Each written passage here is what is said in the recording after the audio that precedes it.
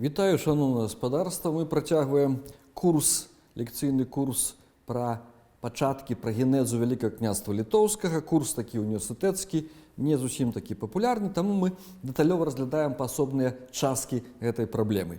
Першая лекцыя была прысвечаная аналізу крыніцаў. Прыпомню, што галоўная крыніца, пісьмовая крыніца па генезе Вялікага княства Літоўскага — гэта галіцка-валынскі летапіс, які вядзе аповед ад пачатку да канца 13 стагоддзя, непасрэдна захоплівае гэтай падзеі, трохі інфлянцкая, старэйшая рыфмаваная хроніка і яшчэ там маса хронікаў. Акрамя таго, дакументы аўтэнтычныя, перапіскі Міндоўга з папам рымскім, прывілеі Міндоўга, так званыя дакументы Міндоўга. В суме, калі браць на сярэднявечча, на наш рэгіён Европы, то не так і мала гэтых пісьмовых крыніцаў. Акрамя таго, у маім даследаванні гэтай тэмы выкарыстаны крыніцы таксама лінгвістычныя у форме публікацый, спецыяльных матэрыялаў даследаванняў працэсу балтаславянскіх кантактаў на месцы стварэння дзяржавы, таксама крыніцы археалагічныя. Мы сёння будзем гаварыць пра гістарыяграфію. І невыпадкова я назваў гэтую частку лекцыі «Падзел спадчыны». Таму што ад самага пачатку навуковай гістарыяграфіі, через 19 стагоддзя, гэтая праца гісторыкаў, высокакваліфікаваных гісторыкаў над праблемай стварэння Вялікага княства Літоўскага выглядала як падзел ідэалагічны спадчыны гэтага Вялікага княства Літоўскага. Найперш дзялілі паміж сабой польскія гісторыкі і расейскія. Яны, яшчэ раз паўтаруся, дзейнічалі у рамках навуковай гісторыі, але ўсё роўна не былі вольныя ад сваёй ідэалогіі свайго часу. Гэтаксама, як і мы, не вольныя ад ідэалогіі нашага часу. Увогуле, ведаеце, не бывае так, каб гісторык сцвярджаў, што ён піша толькі праўду. Таму што чалавек апрыоры не можа ведаць усё па гісторыі. Ён ўсё роўна займаецца інтэрпрэтацыяй. І калі нехта гаворыць, што я, гісторык, пішу толькі праўду, ўсё як было, это проста непрафесіянальна. Вось, пачыналася навуковая гістарыяграфія у 19 стагоддзі.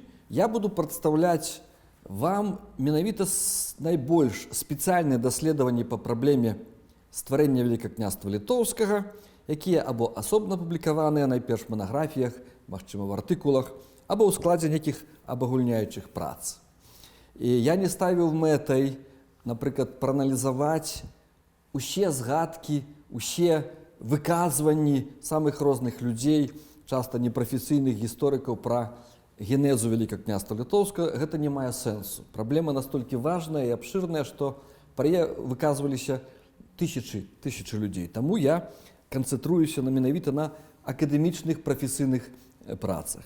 Асобны раздзел гістарыяграфіі праблемы — это лакалізацыя Літвы, хароніма, тапоніма. Літва — это таксама вельмі цікавая рэч, таму што яна таксама звязаная з ідэалогіяй, у прыватнасці, напрыклад, сугуччы назвы сучаснай краіны, якая сябе называе Літува, з назвай гістарычнай Літва. А геаграфічна, этнічна, палітычна гэта абсалютна розныя назвы. І пра гэта мы будзем гаварыць. Ну і таксама звязана з маім метадам падыходу да этой праблемы, з галоўнай ідэяй параўнаць працэс палітычны стварэння дзяржавы з тымі працэсамі этнічнымі, кантактнымі паміж балтамі і славянамі, якія адбываліся на месцы стварэння дзяржавы. Я сыходзіў з таго, што гэта два буйныя працэсы. Працэс міжэтнічных кантактаў і працэс стварэння дзяржавы звязана з арганізацыяй жыццядзейнасці буйных чалавечых супольнасцяў, і несумненна, калі яны адбываліся в адным і тым жа часе на той жа тэрыторыі, яны паміж сабой мелі ўзаемасувязь. І гэтую ўзаемасувязь мы будзем далей разглядаць. Гістарыяграфію я класіфікую не па нацыянальнаму, а па храналагічнаму крытэрыю, но акрамя той найноўшай ад 1985 года, ад перабудовы, калі спадкаемцы Вялікага княства Літоўскага, былыя Савецкай Рэспублікі, яшчэ тады не былыя Савецкай Рэспублікі, а ўжо ў часы перабудовы яны імкнуліся стаць былымі, імкнуліся да незалежнасці. Там выразна праявіліся такія нацыянальныя ноты, нацыянальныя тэндэнцыі ў гістарыяграфіі. Чаму гэта класіфікацыя па храналагічнай прыкмеце? Таму што канцэпцыя, якая больш стагоддзя была агульна прынятай, канцэпцыя стварэння Вялікага княства Літоўскага, з'яўляецца прадуктам інтэрнацыянальным, найперш прадуктам працы польскіх і расійскіх гісторыкаў. Яна фармавалася ў дыскусіях менавіта паміж гэтымі гісторыкамі, скажам так, дыскусіі, якія вяліся ў плоскасці акадэмічнай навукі. І вось этапы фармавання гістарыяграфіі генезы Вялікага княства Літоўскага гэта першы ад канца 70-х гадоў 19 стагоддзя да Першай святовай вайны. Потым святовая вайна ўсё памяняла, всю сітуацыю палітычную ва ўсёй Европе. Два міжваенныя дзесяцігоддзі, асобны перыяд, это 20-30-е гады, развівалася гістарыяграфія. Трэці гэта ад канца 40-х гадоў да канца 80-х гадоў 20-го стагоддзя. Маецца на ўвазе да часоў Гарбачоўскай перабудовы, да часоў, калі гістарычная навука у савецкіх рэспубліках, у тым ліку Беларусі і Літве, яна пачала быць больш свабоднай. Уже можна было пісаць больш свабодна, без такога пільнага кантролю з боку камуністычнай партыі, хаця ён існаваў, гэты кантроль, найперш у дзяржаўных выдавецтвах, дзяржаўных выданнях. І чацвёрты этап – гэта 90-е годы 20-го стагоддзя да сённяшняга дня. Это мы зараз патроху пра гэта пра ўсё пагаворым. Яшчэ раз кажу, мы будзем акцэнтаваць увагу, спыняцца на прафесійных даследаваннях, на канцэптуальных працах.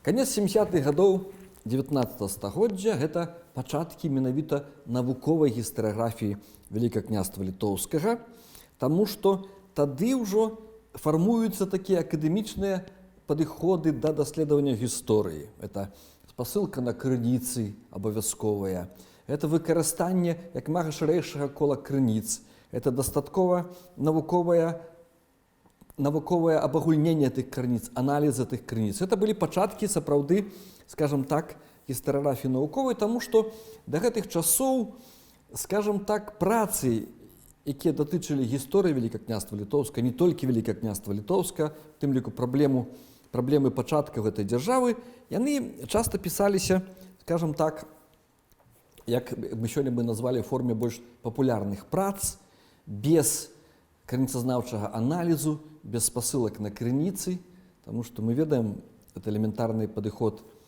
нават студэнтаў-гісторыкаў, самая выснова, дробная, нязначная в гістарычнай навуцы павінна быць абапірацца і суправаджацца спасылкай на адпаведнай крыніцы, на адпаведны аналіз. Чаму якраз ажыўленне ў гэты час навуковай цікавасці да гісторыі Вялікага княства Літоўскага гэта было звязана з паразай паўстання 1863-64 гадоў, якое ў Беларусі называюць паўстаннем Каліноўскага. Вось. І тады, па-першае, у Расіі, у тым ліку ў колах ліберальнай інтэлігенцыі расійскай, зразумелі, што гэтыя землі могуць быць страчаныя для Расіі. І менавіта ажыўленне ідэалагічнага змагання за гэтыя землі адбывалася в гэты час паміж польскімі і расійскімі ідэолагамі. І шмат было публікацый, шмат вельмі было такіх і публіцыстычных рэчаў, і прапагандысцкіх рэчаў, і чыста, так сказаць, палітычна-дзяржаўна-ідэалагічных рэчаў, але удзельнічалі ў гэтых дыскусіях пра тое, чыя гэта тэрыторыя. Ці гэта тэрыторыя польская, ці гэта тэрыторыя гістарычна расійская. Прымалі ўдзел гісторыкі высокай кваліфікацыі, і от яны в гэтых плынях дыскусій фармавалі навуковыя падыходы, навуковыя канцэпцыі пачатка Вялікага княства Літоўскага. Задачай было і публіцыстаў, і навукоўцаў расійскіх паказаць рускасць. Зараз бы мы сказалі ўсходнеславянскасць Вялікага княства Літоўскага, Затое польскія даследчыкі наадварот у піку, у канфрантацыю акцэнтавалі увагу на адпачатковую літувіскасць і пазнейшае зліццё Літвы, Вялікага княства Літоўскага з Польшай праз унію, найперш так званую рэальную унію Люблінскую 1569 года.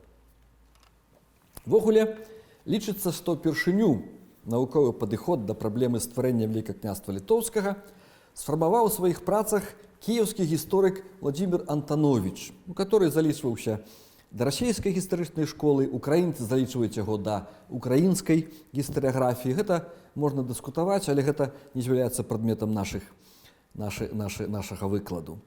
І в сваёй манаграфіі, вельмі цікавай манаграфіі, которая да сёння не страціла навуковай цікавасці, очерк гісторыі Вялікага княжаства Літоўскага да палавіны 15 сталецця, якая выйшла ўпершыню ў Кіеве ў 1878 годзе, ён упершыню прадставіў такія асноўныя палажэнні будучай так званай балтацэнтрысцкай канцэпцыі генеза Вялікага княства Літоўскага. Гэта ідэя эвалюцыя, развіццё племянных арганізацый літувісаў да дзяржаўнага ладу пад уплывам знешняга чынніка, менавіта ордэнская агрэсія.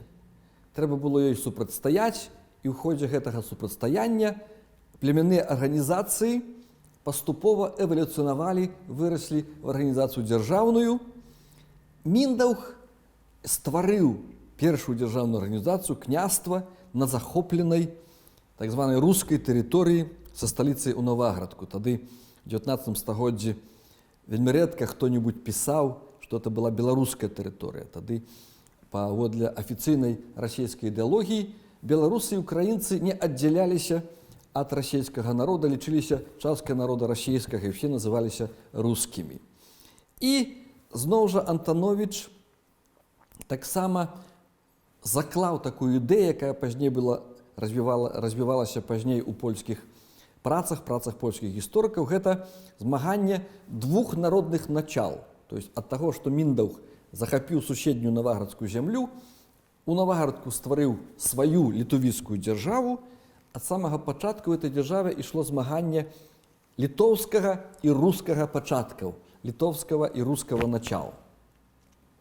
Ось это Владзімір Антановіч, дарэчы, ён настаўнік нашага знакамітага гісторыка Мітрафана Даўнарзапольскага, навуковы кіраўнік, который непасрэдна яго вучыў.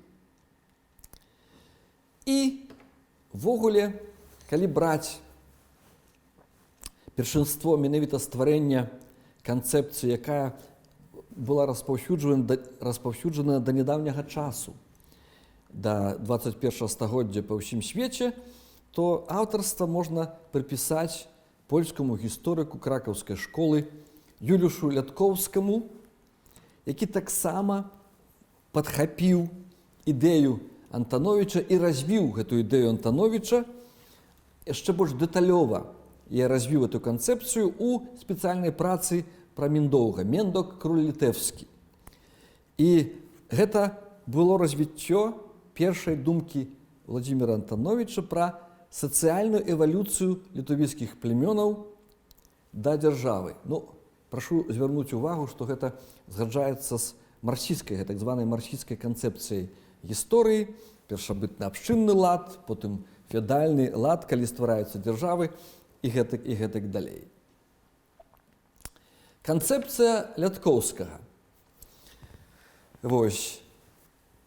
Зноў жа ідэя эвалюцыі літувіцкіх племёнаў.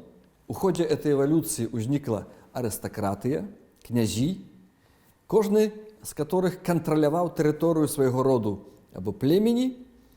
Сярод гэтых князёў выдзяляліся некалькі так званых старэйшых, важнейшых гэтых князёў. І ў асяроддзі гэтых магутнейшых, самых моцных кунігасаў, князёў, знайшлася здольная энергічная асоба Міндаўг, які аб'яднаў усе гэтыя племянныя тэрыторыі пад сваёй уладай.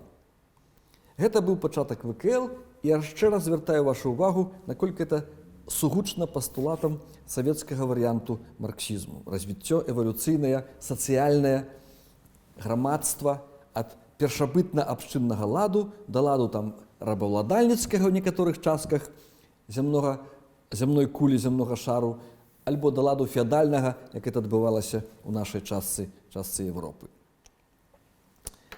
І гэта канцэпцыя в сваіх асноўных рысах, якая была сфармуляваная у канцы 19 стагоддзя, застаецца актуальнай да сённяшняга дня. Найбольшым абаронцам гэтай канцэпцыі з'яўляецца сучасная навейшая літувійская гістарыяграфія. І далей, пазней, хоць гэтая тэматыка актыўна распрацоўвалася у некалькіх краінах, все-таки пазнейшая і польская, літувійская, савецкая гістарыяграфіі стварэння генезы Вялікага княства Літоўскага фактычна прадстаўляюць адно варыянты канцэптуальнай канструкцыі Юліуша Ляткоўскага.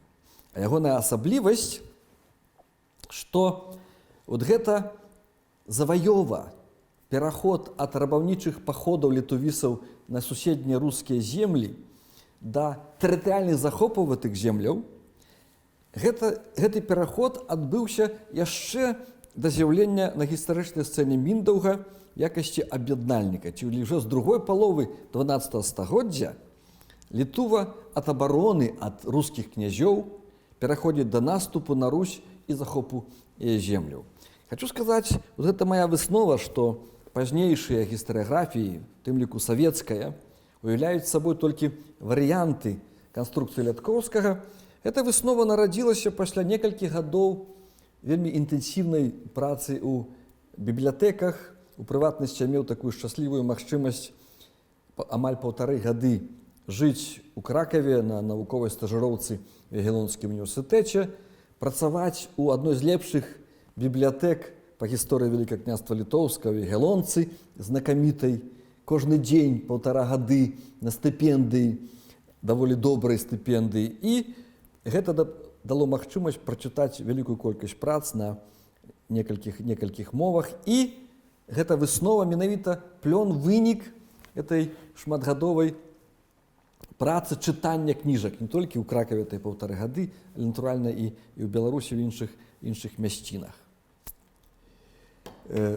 Пра актуальнасць гэтай канцэпцыі сведчыць тое, што і зараз праца Ляткоўскага выдаецца. Самае свежае выданне паглядзіце ў Польшы, у Кракаве, таму што Ляткоўскія паходзяць з Кракава.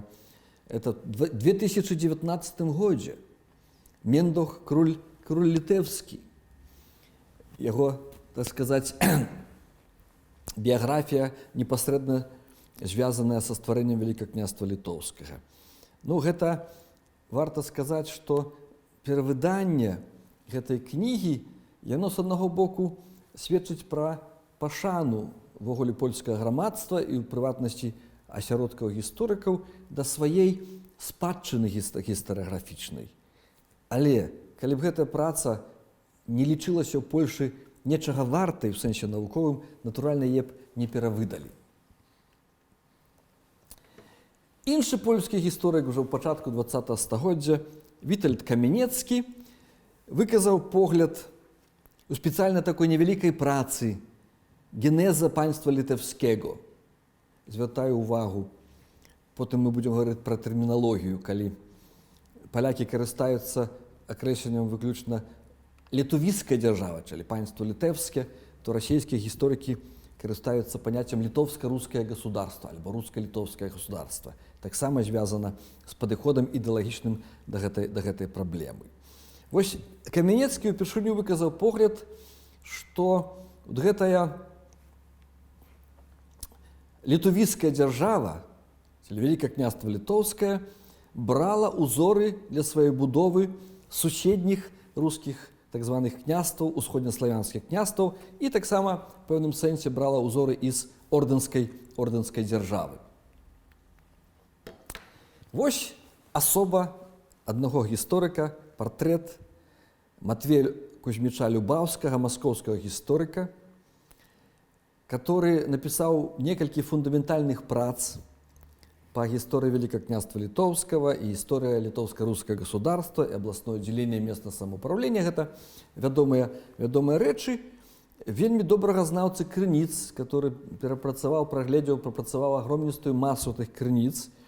Вельмі добрага аналітыка. І я лічу, от я читаю ягоныя працы зараз, мінуўшы, можна сказаць, больш чым паўстагоддзя ад іх напісання, нават больш стагоддзя, мінуўшы, як быццам чытаеш, як быццам напісана недавно. То есть працы, на маю думку, яго не страцілі актуальнасці. Ён, напрыклад, першы выказаў такую думку на падставе аналізу крыніцазнаўчай базы, дакументаў Вялікага княства Літоўскага, што Літва в гэтых дакументах выступае як паняцце не этнічнае, а тэрытарыяльнае. Это была вельмі важная рэч. І ў другой палове 20-го стагоддзя гэта выснова была дэталізаваная, пацверджаная даследчыкамі, у тым ліку вельмі грунтоўна светлай памяці беларускім гісторыкам Міхаілам Спірідонавым. І погляд Любаўска на пачаткі Вялікага княства Літоўска. Таксама у аснове ляжыць ідэя эвалюцыі. Літувійскае грамадства развіваецца, эвалюцыянуе да дзяржавы. У канцы 12-го, пачатку 13-го стагоддзя гэтыя дробныя аб'яднанні грамадскія літувісаў былі ўжо ў большасці саюзамі палітычнымі, так званыя саюзы плямёнаў, як гэта нас вучылі у савецкіх ВНУ. Міндаўг, адзін са старэйшых князёў, ад 1248 года, это вельмі цікава, вельмі важна, эта дата, прашу на яе звярнуць увагу, пачаў захопліваць землі іншых літоўскіх князёў і так званую Чорную Русь ці Гарадзеншчыну. І з гэтай Чорнай Русі, бо там былі гарады даволі багатыя, хаця бы Гародня, Наваградак, Слонім, Ваўкавыск, у гэтай летапіснай Літве гарадоў ніякіх не было тады. І з гэтай так званай Чорнай Русі ён чэрпаў сілы і сродкі для умацавання ўлады ў сваёй Літве. То есть заваяваў суседнія беларускія землі і з дапамогай рэсурсаў гэтых беларускіх земляў ён падпарадковваў, аб'ядноўваў сваю Літву. І адсюль выснова Любаўскага, тут нават я цытату даю, што дзяржава гэтая, ці Вялікае княства Літоўскае, ад самага пачатку была не проста літувіскай, а літувіска-рускай. Па-расейску-то літовска-рускім государствам. Тут у сэнсе літовская азначае літувіская. Гэта, дарэчы, таксама звяртаю вашу увагу, што пастаянна буду выкарыстоўваць эти два адрозныя тэрміны – Літва і Літува. Калі гаворка ідзе пра гістарычную Літву, тую, якую Любаўскі назваў паняццем тэрытарыяльным, то гаворка буду ўжываць тэрмін Літва. Калі гаворка ідзе пра сучасную краіну, сучасную дзяржаву, которая зусім адрозная ад той гістарычнай Літвы, то я ўжываю тэрмін Літува. Адпаведна, пра народ, который эту краіну населяе, я кажу літувісы і гэтак далей. І яго такія палажэнні, што адбывалася збліжэнне літувійскай народнасці з рускай. Паўтаруся, у расійскай імперыі беларусаў нельга было лічыць асобным народам, не называліся яны асобна. Вось. Ён казаў пра перанясенне на Літву рускіх парадкаў, і яго цікавая выснова, што гісторыя літоўскай рускай дзяржавы з'яўляецца ў пэўным сэнсе прамым працягам, далейшым развіццём гісторыі Кіеўскай Русі. Это дакладна, і вялікія князі літоўскія, у прыватнасці Альгерд Гедымінавіч, гэта ўсведамлялі, што яго дзяржава з'яўляецца часткай гэтага рускага ці ўсходнеславянскага свету, і ў пісьме да германскага імператара выказаў такую думку, дактрыну знешнепалітычную, што вся Русь павінна належаць Літве. Для яго это было лагічным, як працяг гісторыі Кіеўскай Русі. Можна знайсці падабенства, даволі значнае падабенства у поглядах польскіх расійскіх гісторыкаў, якія падзялялі дзве галоўныя ідэі.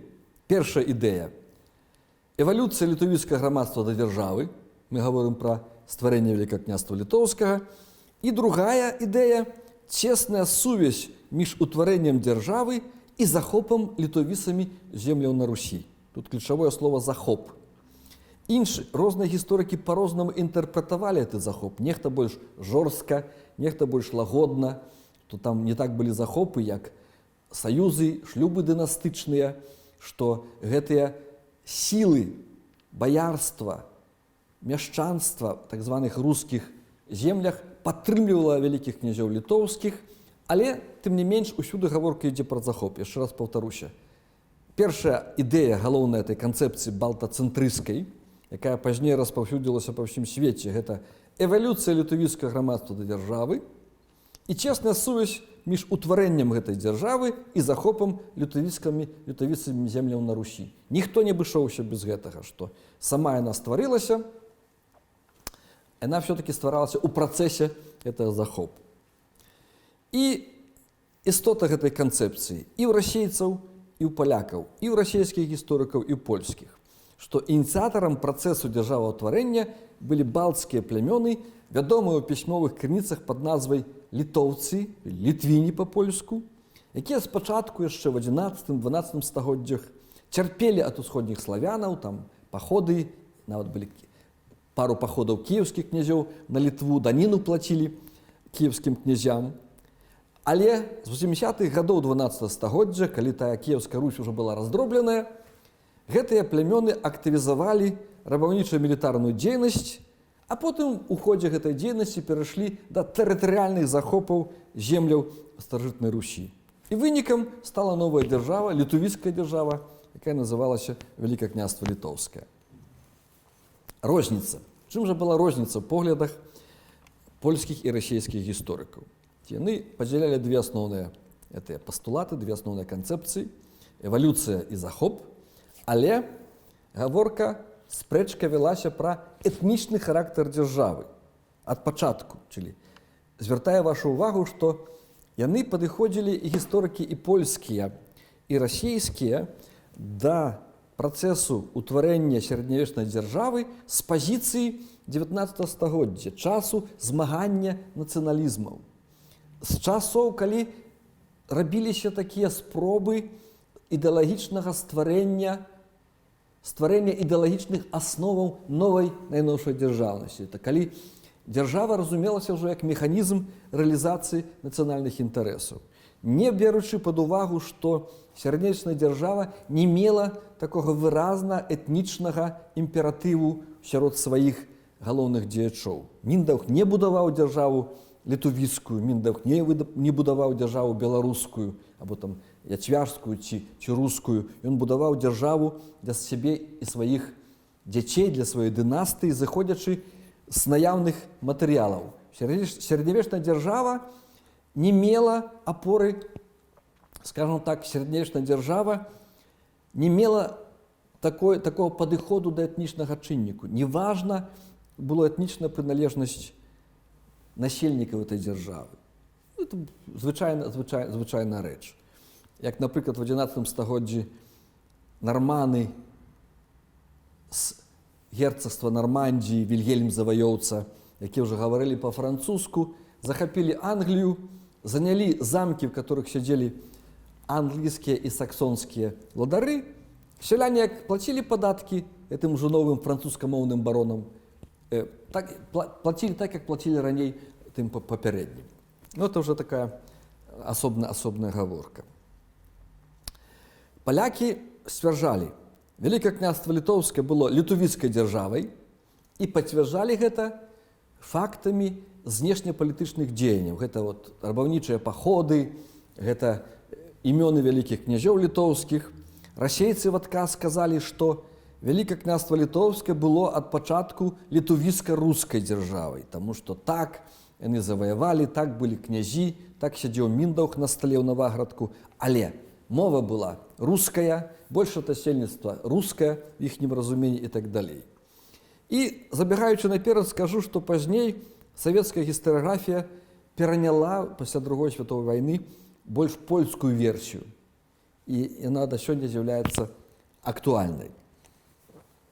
Калі гаварыць пра саміх літувіцаў і беларусаў, над іх галовамі вялася гэтая спрэчка прадстаўнікоў большых і мацнейшых народаў, расейцаў з усхода, палякаў з захаду. Гэтыя рухі былі слабейшыя за рух польскі, мелі меншую інтэлектуальную кадравую аснову, і таму яны пачыналіся як працяг, як развіццё унутры польскай гістарыяграфіі літувіцкія падыходы, унутры расійскай гістарыяграфіі зараджалася найноўшая беларуская гістарыяграфія. Вось. Першая спецыяльная праца літувіцкая па пачатках Вялікага княства Літоўскага была выдадзена па-нямецку Йонасам Татарайтісам «Die Litauer unter der König Mindauge bis zum Jahre 1963». Літва пад уладай караля Міндоўга до 1263 года ці да забойства Міндаўга. І амаль цалкам гэтая праца папулярная, вось, все-таки больш працы, яна цалкам напісана паводле канцэпцыі Юліша Ляткоўскага. А тое, пачаткі беларускай гістарыяграфіі таксама прыблізна в той самы час адбыліся, і Вацлаў Ластоўскі ўпершыню у кароткай гісторыі Беларусі прадставіў погляд гэта найноўшага беларускага руху на гэтую дзяржаву, але таксама чэрпаў свае ідэі, свае палажэнні ў гістарыяграфіі расейскай. Ён таксама піша пра заваёву, як і расейцы беларускіх земляў літувіцамі, але называе Вялікае княства Літоўскае ад пачатку, цытую, «княжство літоўска-рускае».